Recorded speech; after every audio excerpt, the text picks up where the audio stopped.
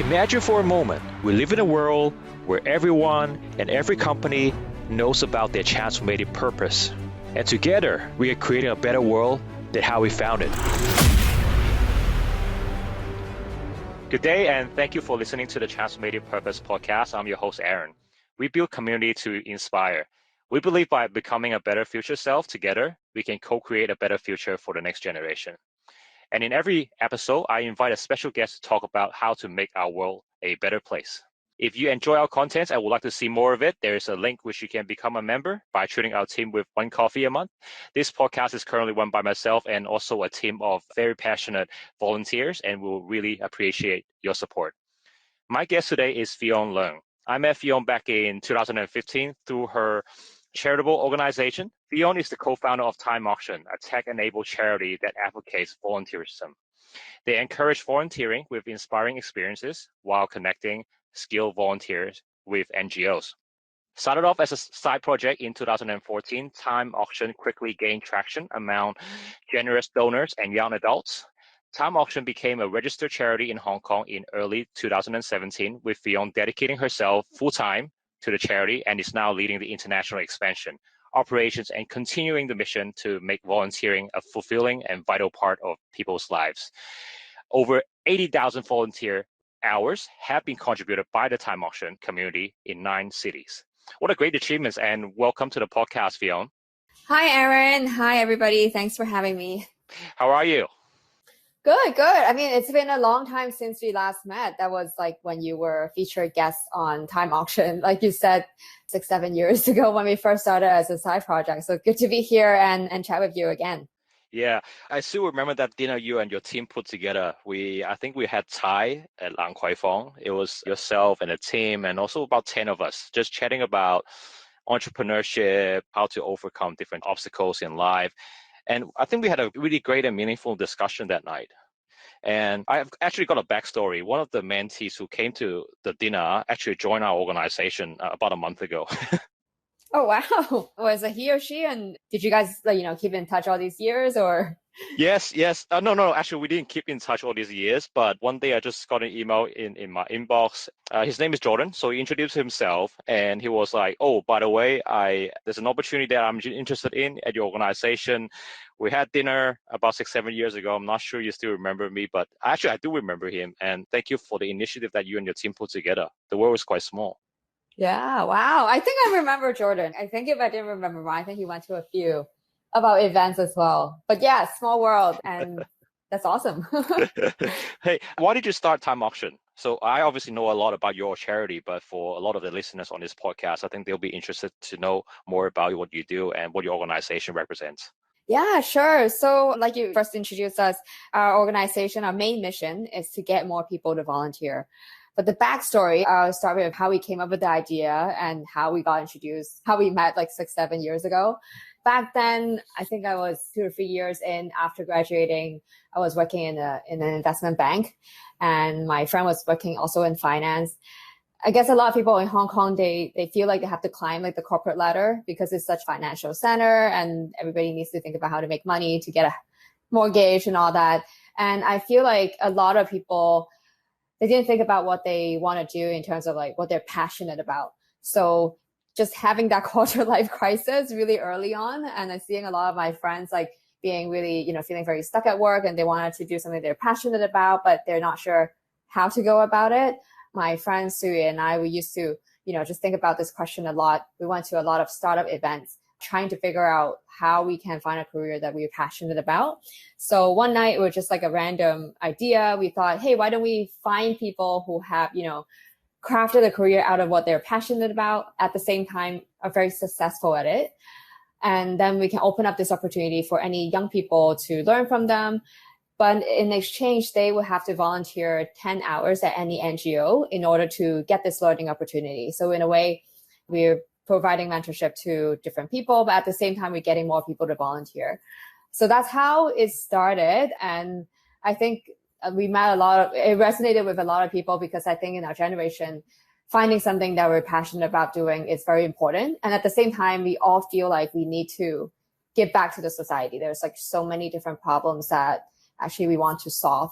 So that's how it kind of the snowball. It just kind of kept snowballing. It's from a side project to now, 7 years later, we have four, we're going to be 5 full-time staff. It's still a small team in Hong Kong. Amazing. But yeah, that's how it got started. I'm sure when you and your team started, when you're right in that moment, you didn't quite foresee it will grow to what it is today, right? No, not at all. I've never like aspired to be in the charity sector. I always wanted to just do something. I wanted to find something I'm passionate about. Yeah, I never knew that I would be in this philanthropic sector. Hey, I just want out of curiosity, why did you pick volunteering hours as, I guess, as a means to exchange for the mentor's time?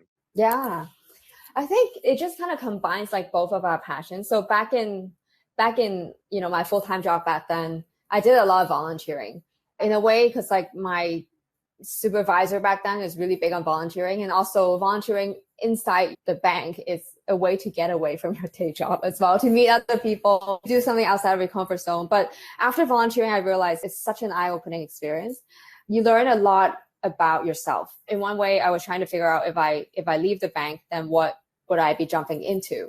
And from volunteering, from teaching young kids, working with young people, to even, helping the elderly, I realized a lot about what I liked and didn't like doing. Like I didn't have the patience to teach like really, really young kids, but I love working with young people.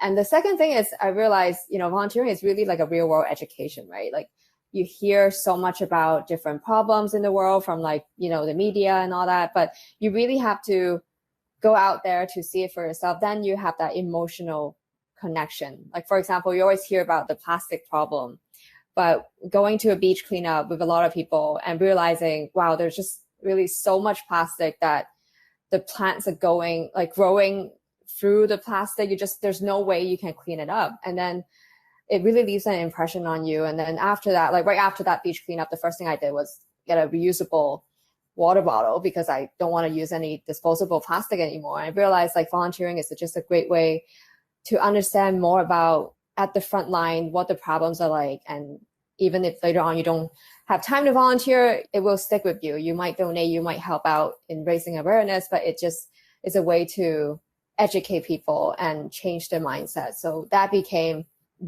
part of our mission in getting more people to have that firsthand experience. Yeah. Funny you mentioned plastic bottles. At the peak of the pandemic last year, I actually ran around Hong Kong and I shot a video just trying to advocate people to use less disposable masks and just use more reusable masks. Yeah. It is a big definitely. That problem. Yeah, for sure. You started the initiative back in 2014. You didn't foresee that it would become a registered charity. Can you share with us what was the journey like? I know from what I read, it took about 3 years to become a registered charity in Hong Kong. What were the challenges in becoming a charity, and what did you have to overcome during the journey? Yeah, I think we had a relatively smooth journey. So for the first 2 years, Sue and I were just happy doing this like fun side project. So back then, our scale was around, we would host maybe 25 to 30 events per year. So we'll work on this, during lunchtime, on the weekend. So we work in the same building in Chang'an Center. So it was easy to meet over lunchtime and just work on this. And it got to a point where we felt like every weekend we were kind of working on this. It's kind of like the maximum scale that we could have as a side project. But for those 2 years, we hosted, 50, 60 events featuring different leaders. And I think, every event have about 10 to 15 people. So people have to like log on the website about what volunteer work they've done in order to join the event. And just by doing that, I think people contributed like 6,000 something volunteer hours to different charities. And so I was thinking, wow, we only spent like 1,000 Hong Kong dollars on this side project, like printing some flyers, renting a domain on the website, and we had this impact. So we thought about, we don't know what to do with it because we never thought about, doing it full time. It's always been like a hobby, like a side project, until one day. So one of the first like featured guests that we had in Hong Kong, his name is also Aaron. So Aaron Lee, he's the founder, serial entrepreneur, very smart guy, founded like 6 or 7 startups by the time he was 28. He's now working on a startup called Dash, so co-living spaces, service apartment, asset-light startup. And anyway, one day, Siyi just bumped into him. And then because he was our first guest and he kept on hearing about all these like news and stories about our organization for 2 years, and he thought we were doing like really great work. And then he realized, oh, you guys are only doing this on the side and you had all this traction. Why don't you do it full time? And initially he wanted to buy us out. Like he's like, oh, let me just acquire a little side project and run it because I'm an entrepreneur. You guys might not know what you're doing. And we got a little excited. It's like, oh, how much can we sell it for? We're going to become one of those successful like acquisition story. But then I guess after a while, we thought, we're really passionate about this. It's rare to find something you're passionate about and actually have some sort of traction. So we decided not to sell. We also didn't know how much to sell it for. And so at the end, he joined us as a donor and we became a registered charity, and a few other donors joined us. And even now, he's very involved in our organization. Like I'm sitting in his office right now because his office always have like a space for our team. So yeah, I guess that has been a relatively serendipitous, smooth journey of how we became a registered charity. But obviously after that point, after becoming a registered charity, the growth these past 4 years is a whole other different story because we have to, grow properly. We have to, fundraise from foundations and institutions. Yeah. Everything is a lot more, I guess, how do I say, like past the startup phase, a bit more grown up now. Yeah. I still remember you and Su-Yi. So Su-Yi is the other co-founder. You guys are both very passionate when we met back in 2015. How important was it to have a co-founder that has a similar passion as you? And how do you guys divvy up your work and responsibilities in the organization? Yeah. I feel so lucky to have a co-founder that I really think that we get along like really, really well. And because I have so many startup friends and not a lot of them, there are a lot of like breakups and arguments, but I think having a co-founder for me is just so important to have that emotional support and just bounce ideas off. I've always thought about like entrepreneurship. It's kind of like going backpacking. Like you're going on a journey that you have to figure out what resources you need to get, and you have to kind of craft out your own path. Whereas in a more like corporate setting, it might feel a little bit like you're taking a train. You kind of know where you're going next, and you have all these different passengers going along this journey with you. So it feels like other people would know what you're going through. But sometimes, during a startup, it feels like you could be quite lonely sometimes because you're thinking about, fundraising or, hiring, and not a lot of people are thinking about the same things as you. So I think having a co-founder is so important. I do feel like we're in a bit of like, it does feel like a marriage to me, like in a way that we have to figure out, all these like work stuff, but also we're enjoying the whole process. Like it's really fun to be doing this together. But the most important thing, I think what makes it work is that we are really honest with each other in a way that in the beginning, we like, obviously as a side project, like she has her day job, I have my day job, and we have all these things that we need to do. Like you might go into problems where, hey, it's the other person pulling the same way as you, like who should do this difficult task, right? Like all these things that you have to kind of decide.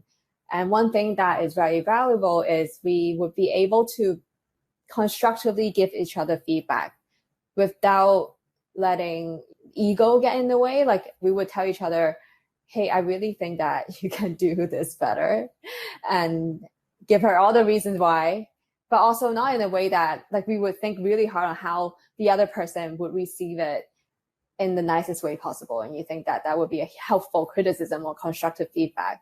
I think that really helped each of us grow over the years. Being assertive, but without being too direct. Yeah, I mean, being direct, but also makes the other person feel like I'm not telling you that you're not doing this right because I can do it better than you, but because I'm telling you that you can do it better because I really think that you can do it better. And also this would also help the organization. I think not a lot of people can have that space to tell each other what they're doing not as well. And I think we do that to each other. And I think that really helps us grow. Yeah, I really like what you just said. I think a lot of the times when we are so focused on something, sometimes we've become too egocentric and we forget to involve the people that are around us. And we might get into a thinking, we are better than everyone, we are smarter than everyone, and then we are less receptive of feedback. And hear from your story, I think not everyone is lucky to have found someone that I guess, is that can work with him or her. And I think you guys are quite lucky to have found each other. Yeah. I feel very lucky too. But I also feel like this is part of the culture that is so important. So within our team and even our board members or volunteers, we have this as a behavior that we expect from everyone, that you need to tell other people how they can do better and give them some suggestions on how they can improve. So and it's also part of their performance review. So have you given feedback to other people? Have you done well in that? Yeah. I'm sure this can also stop sort of the feeling of complacency, right? Because some people or some organizations, they reach a certain milestone or a certain stage, they forget where they were before and they stop improving upon yesterday. Yeah, I think especially as a leader or CEO or whatever, and you need that feedback, especially because people will be less prone to tell you what you're not doing as good. I wanted to ask you about handling difficult conversation. I think from my understanding, you quit your corporate job, your full-time job in 2017, right? 3 or 4 years after you founded this side passion. And you were in a very reputable financial institution. You had a great career going. How was that conversation with your family when you told them you wanted to just quit your full-time job and work on this great cause? Yeah, I think in a way that conversation is still going. My dad, obviously being a very Asian parent, he wanted me to drop out of art school because he was scared that I'm going to be homeless. So I came back to study business. And obviously in the bank, he feels like, oh, good that you're doing this. And when I told him I'm working on this side project, he would have a hard time understanding. He'd be like, why? Why are you doing this? You have great colleagues, and then why don't you just kind of stay there and be happy? But I think over time, he kind of started to understand, he would see us on newspaper. And I guess for them, it's a validation that I'm doing something right. He would, oh, okay, you must be doing something legitimate and not just this side thing that I don't know what you're doing. And now he's very supportive. But also from time to time, he would ask me, when are you going to, since you're an entrepreneur, why don't you work on a for-profit business and try to make more money? So that would come up from time to time. But I think he's happy to see that I'm happy. So I think most of the time he's good. It's just sometimes he would remind me. Yeah. I think obviously different generations, because of our upbringing, life experiences, we have different values. And sometimes managing these conversations could be very difficult. And also, I guess, when you're also in the midst of building your dream, building a charity, you already have a lot of obstacles or challenges during your day. When you return home, you also need to handle, I guess, these difficult conflicts with your parents or families. It could feel quite overwhelming for some people. Would you agree? I think at times it could feel overwhelming, because I think the main difference would be when you're leading the organization now, I feel like I'm responsible for everyone's kind of career and livelihood in the team. And wherever this organization goes, a lot of it lies on you, right? Where your mindset is, where your ambition is, what is your vision, and how are you going to get there? And I think the major difference is you're always kind of thinking about it. It's kind of really tied to your lifestyle and identity in a way. Yeah.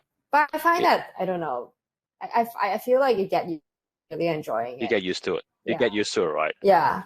I also feel like having small side project helps balance your mindset a little bit, and meditation habits and having friends who are going through similar things. Oh, tell me about your meditation. Yeah, I mean, when we started, Suri and I both do it. And when we first started a side project, we had a full-time job. We had this side project. And at times it feels really overwhelming. We're like, oh, why is it so I feel so hectic, The day never ends. And then, it never ends. And then, I just feel like you're not very calm, and you're always in this rush. And then we thought, hey, there's got to be a better way of doing this. At the end of the day, we're just doing one small side project. Richard Branson has 300 businesses. I'm sure there are better ways to deal with all these things. So we started meditating on a daily basis. We just started using Headspace, the app. And I think it just makes such a huge difference. For some, it just feels like you have more headspace and more clarity. In a way, it feels like you have 5 to 10 minutes in a day where you let the dust settle, and then you can see more clearly. You're more calm. You're more I don't know. you can be more proactive instead of reactive. And I think that's really important to be productive. How many times do you meditate a week? Do you do every day? I try to, but now, yeah, I'm not setting a very good example. Do you meditate? Have you tried it? I tried, and then I quickly realized meditate is not really for me. So instead of meditation, I tried to work out several times a week. And about a month ago, I started going to the gym every morning before I go to work. Wow. Yeah. What time? Like 5 a.m. kind of No, around schedule? 6:30. Yeah. Generally before 7. Wow, Yeah. that's awesome. I wish I Yeah. can do that. I think that's even more impressive. Yeah. But that only happened when I came to a realization that if there is something that I wanted to change myself, I first need to change the system. Right. Yes. Yep. And my Mm. lifestyle was part of that bigger ecosystem. So not only did I guess, change just by going to the gym every morning, there were several other things that I changed in my life and my priorities, events that I go to, people that I talk to, books that I read. So it's never just one thing that can really help you transform your life, basically. Several things that I purposely change to make that so that I can focus on what I should be focusing on. Yeah, definitely. I wanted to ask you a sensitive question, if I may, and feel free to ignore it if you Sure. think it's not appropriate. It's just that from my experiences and from what I heard from others, one of the concerns some people have with donations is that, in particular, with a very, I guess, large scale NGOs, not so much your case, but for other large NGOs, when they become too big, their overhead also increases, right? And one of the observations from some people is that a fair amount of the donation actually goes into salaries and administration and whatnot instead of directly going into the beneficiaries. Do you think this is an issue, and what's your view on this? Yeah, I think it applies to like big and small. I think it's a mindset that when people donate, and I totally understand where they're coming from. Like they want to make sure the donations are used most effectively in solving the problem that they're donating to solve. My view on this is that actually, I think this is not a good question or indicator of whether a charity is effective, big or small. I think obviously there's one analogy, or actually there's a definition that I really think that is important, which is charity and philanthropy, right? Like charity is donating to treat more the symptoms. Someone's hungry, you donate to give them, however meals a day. Philanthropy is really looking at the problem and trying to treat the root cause. And when you're trying to treat the root cause, it's really hard to separate the salary, meaning really you need smart people, hardworking people to try to solve this problem for the long term. That resource then, helping them with so-called going to the beneficiaries, right? Like it's really about teaching someone to fish or giving them fish for a day. So I guess a lot of Hong Kong, a lot of people would ask this question. And I think a lot of the foundations or donors who are more advanced in the philanthropic journey would realize that might not be a good indicator or question to ask. Because if the problems that you think is so important to solve, how are you able to pay the people who are trying to solve this problem, right? Like there's such an important part of it. And at the end of the day, if obviously you cannot expect to make, hedge fund style of money in philanthropy, but at the same time, I think the least you can do is for the staff and the people who work in it, not be a charity case themselves, because that's not sustainable. At the end of the day, they would be going back to banking, going back to other for-profit organizations because they just cannot sustain that lifestyle if they're not getting paid. I think another analogy that I hear is really important is, for example, if you look at whether a charity is effective or not, I think the KPIs or how you measure that would be different for a case-by-case basis. If an organization is doing cancer research, it might be different than an organization getting people off the street, like getting homeless people off the street, right? So an analogy I heard, I think is really important is, for example, if you look at like football coaches in different universities, their results is driven by whether the team wins championships or not, right? That's the KPI. But you can't really separate, hey, how much of that money is going to the coach or how much of that money is going to, I don't know, the other, so-called beneficiary kind of money, like program money. Then it doesn't really say anything about the effectiveness of the result. It really just says that that's how you spend the money. So I think that is not a good starting point of the question. Like the question really should be really understanding a bit more about the organization's work, about the strategy to solve the problem. And did the money really set out to help solve that problem? And did they hit the KPIs and do what they say? So I think it's a different mindset. That was probably one of the best, most insightful answers I've heard for a long time. And you sort of hit the nail on my head with your answers in terms of really looking at the effectiveness of the charity. Just because someone gives out a bigger paycheck to the beneficiary doesn't necessarily mean he or she is actually addressing the root cause of the issue. We could be reacting to a much bigger problem. So the focus should really be on, by giving out our resources, what problems are we solving? Are we just solving the symptoms, like you said, or are we really solving the root cause? For example, if we know someone is jobless, we could give them a paycheck, month after month, right? But maybe a more meaningful way is to get that person a job. Or upskill them and see how they can, helping them to help themselves. And yeah, definitely. I think both kind of donation is important. Like if someone's hungry, that's very important that we, rescue them and save them. But I think more donors think this way than people who think about treating the root cause and thinking smartly about, how the donation would pay off in terms of like the impact that could be generated. Thank you. You've helped so many people, and your team has also helped many, many people with many volunteering hours. I just wanted to ask you, what's your most memorable story or some of the impact that either yourself or your team has made over the years? Yeah, I mean, we've seen so many different stories. There are many that comes to mind. I think we have seen, there is ethnic minority school that we promoted the program to. And then I remember this one kid who was only like 15 years old back then. And that he really wanted to be an entrepreneur, those high energy teenager that you see, and he has like a lot of ideas. And he found out about a program, and that was still like, a side project, I think probably around 2015 or 16.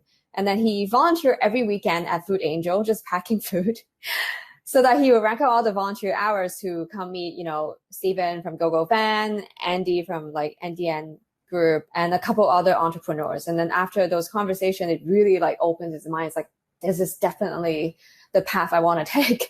And he thought that, in the high school he was in, he didn't have access to these kind of exposure. And then after, I think a year or two, he came back and he started a startup. And back then he was only like 17, and then he took a gap year to work in a startup. So he was really pursuing like his passion. I think it's all these like little seed conversation to understanding the mentor's mindset that really kind of have him click. So that was quite heartwarming for us to see as just a side project that we were running back then. Another story that came to mind is, obviously with COVID, a lot of people lost their job. And there is this one case that we came across. So there's this girl called Alice.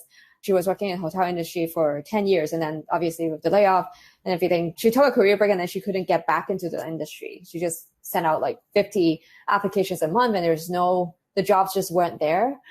And she was feeling like really depressed and really unsure about herself. And then she found a platform and she started taking on, I think, 3 to 4 like skill volunteer projects. Like she was learning about digital marketing. And then she realized, hey, there's these NGOs that need a digital marketing person to help them brainstorm maybe online fundraising or setting up an e-shop. So she took on those projects, and then she started feeling really confident again, because now these NGOs, she realizes, super professional and could really use her skills. And then she went on this interview to share how, skill volunteering really helped her build her back up, like her confidence, and really make her rethink, even when she has a full-time job, she needs to have this as part of her lifestyle. So I think it's just quite interesting to see how the activities that we have kind of fit into everybody's journey to help them like grow and give back. I think that's kind of what we set out to do and want to do more. Yeah. Those are great stories. Thank you for sharing those. I wanted to ask you about your current agenda. You guys are very successful in your home market in Hong Kong, and one of your top agendas now is to help scale this great cause to other countries. How difficult is it when you are trying to expand this concept to other international cities? Are the challenges similar to the ones that you face at home, or were there any surprises as you were doing it? Yeah. So before COVID, we were kind of on a roll there. Like we launched in 8 other cities in just like maybe like 2 years. So we were starting in London, we were in LA, SF, and Australia, and Singapore and KL. And we started to have people who were interested in donating to kind of expand our programs there. So it runs like a TEDx model. So initially we would have people apply to bring time auction to the city, and then they would interview, and then we will select people who are capable, and then we'll train them how to do our experiences and events there.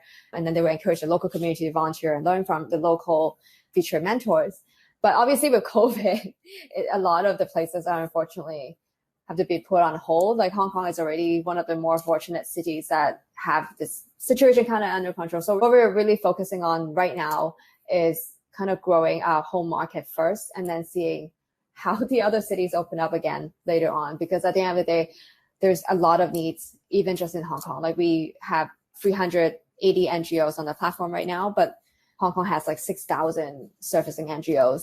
So there's still a long way to go. And we have probably like around 5,000 skilled professionals who have applied to different projects. But again, there are just so many smart people in Hong Kong that have the potential to give back with their pro bono talent. So there's just a long way to go. And we're focusing mainly on Hong Kong right now until we'll see how COVID, unfortunately, we have to wait till COVID is over to rethink about international expansion plans. Yeah. So if there's any listener who's interested in, I guess, seeing time auction in their country or in their city, how can they go about it, and how can they reach out to you, or how can they help? Yeah, sure. Definitely send me an email. We have an application process that you can start a chapter in your city. Otherwise, I think really good place to start is just see if there are any volunteer projects that you want to take on the platform. There are about 50 new projects every month, and come join our events in Hong Kong if you're in Hong Kong. Yeah, that would be a really good place where people can start to get involved. Great. Hey, thank you so much for all your sharing today, Fion. I am inspired by a lot of your stories, and I'm really glad to see how far you have come since 2014, since that night we met and we had dinner at Lan Kwai Fong, and all the volunteering hours that you guys have racked up and accumulated over the years has just been very impressive. And again, thank you so much for your time today. Thank you so much, Sharon. Thank you. And say hi to Jordan for me. Yeah, we do. All right. Thank you. Take care. And I look forward to seeing you in person. Thank you. Thanks, Aaron. Bye. Thank you for listening to Transformative Purpose. In each episode, we talk to inspirational people who are making our world better. Make sure to like, rate, and review. We hope you've gotten some useful and practical information from the show, and we'll be back soon. But in the meantime, if you have questions or feedback, you can reach out at aaronpeng.co.